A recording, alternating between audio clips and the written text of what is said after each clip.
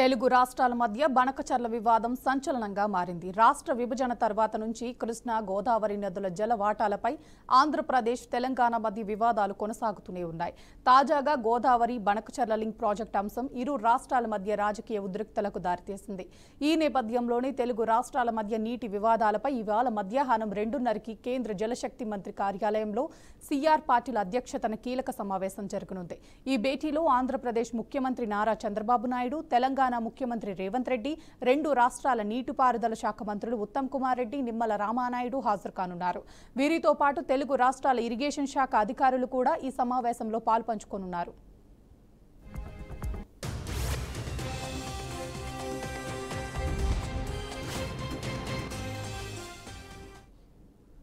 ఈ భేటీలో భాగంగా ఆంధ్రప్రదేశ్, తెలంగాణ రాష్ట్రాల మధ్య కృష్ణా, గోదావరి నదుల జలవాటాలు, ప్రాజెక్టుల ఆమోదం మరియు కేంద్ర ఆర్థిక సహాయంపై చర్చించుకున్నట్లు తెలుస్తోంది.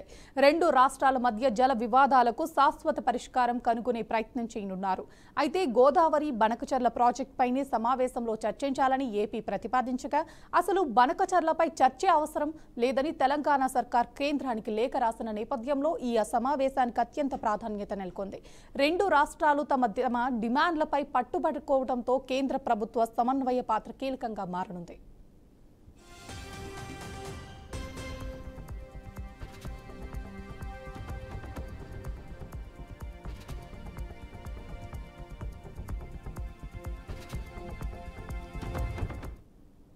ఆంధ్రప్రదేశ్ ప్రభుత్వం ప్రతిపాదించిన గోదావరి బనకచర్ల లింక్ ప్రాజెక్టు ద్వారా సముద్రంలోకి వృధాగా పోయే 200 టీఎంసీల గోదావరి వరద జలాలను రాయలసీమ, నెల్లూరు, ప్రకాశం జిల్లాలకు తరలించాలని లక్ష్యంగా పెట్టుకుంది.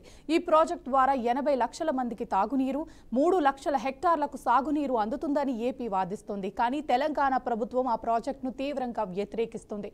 ఇది గోదావరి జల వివాద ట్రిబ్యునల్, ఆంధ్రప్రదేశ్ పునర్వ్యవస్థీకరణ చట్టం 2014 నిబంధనలు ఉల్లంఘిస్తుందని, తెలంగాణకు రావాల్సిన నీటి వాటాలను హరిస్తుందని ఆరోపిస్తుంది. తెలంగాణ సీఎం రేవంత్ రెడ్డి, నీటిపారుదల శాఖ మంత్రి ఉత్తమ్ కుమార్ రెడ్డి గోదావరి బనకచర్ల లింక్ ప్రాజెక్టుపై చర్చించడానికి అంగీకరించేదే లేదని, ఆ అంశాన్ని అసలు ఎజెండా నుంచి తొలగించాలని కేంద్రానికి లేఖ రాశారు.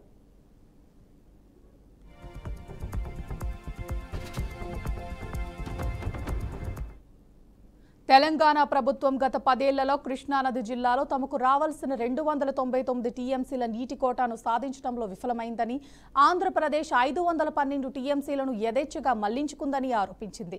కృష్ణా బ్రీజేర్ కుమార్ ట్రిబ్యునల్ విచారణను త్వరగా పూర్తి చేయాలని, టెలిమెట్రీ పరికరాలు అమర్చి నీటి వినియోగాన్ని ఖచ్చితంగా కొలమానాలని తెలంగాణ ప్రభుత్వం కోరింది. అదేవిధంగా పాలమూరు, దిండి, ఇచ్చెంపల్లి, తుమ్మిడిహెట్టి వద్ద ప్రాణహిత ప్రాజెక్టులకు జాతీయ హోదా 80 టీఎంసీల నీటిని కేటాయించాలని విజ్ఞప్తి చేసింది. పాలమూరు, రంగారెడ్డి, సీతారామ ఎత్తిపోతల, మోడిగుంట, వాగు, చనాక, కోరట, బ్యారేజ్, చిన్న కాళేశ్వరం ప్రాజెక్టులకు సత్వర ఆమోదం తెలపాలని డిమాండ్ చేసింది. మరోవైపు ఆంధ్రప్రదేశ్ ప్రభుత్వం పోలవరం ప్రాజెక్టు ఖర్చుల రీయింబర్స్మెంట్, ఎడమకుడి కాలువల నిర్మాణానికి కేంద్రం సాయం చేయాలని కోరింది. రాయలసీమ వంటి కరువు ప్రాంతాలకు నీటి సరఫరా కోసం బనకచర్ల ప్రాజెక్టును ఆమోదించాలని కోరింది. మరి ఇవాళ జరిగే భేటీలో తెలంగాణ ప్రభుత్వం స్టాండ్ ఏంటి? ఏపీ ప్రభుత్వం ఇచ్చే క్లారిటీకి ఆమోదం తెలుపుతుందా లేదా అనేది ఉత్కంఠగా మారింది.